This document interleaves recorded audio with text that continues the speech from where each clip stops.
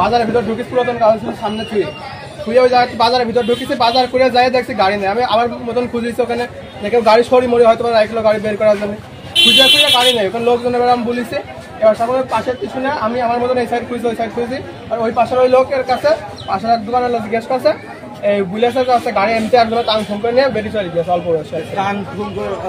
তোমার গাড়ির কালারটা কি কালার বলে? নীল কালার। কি গাড়ি? আরটিআর নীল কালারের গাড়ি। প্লেট নাম্বার তো তুমি এখন বলতে পারছো না, প্লেট নাম্বারটা একটু ফোন করে কোনো দিনই। গাড়ির মালিক আসছে। আচ্ছা ঠিক আছে। তোমার বাসা কোথায়? শিশিরদাড়ি। গাড়ি কি তোমার নিজের? আমার নিজের গাড়ি না, একজন আত্মীয় এসে তার গাড়ি নিয়ে এসেছো। ভিউয়ার্স দেখতে পাচ্ছেন খাসকরা বাজার থেকে একটি গাড়ি এই কিছুক্ষণ আগে চুরি হয়ে গিয়েছে। তো অল্প বয়স্ক একটি ছেলে গাড়িটা নিয়েছে।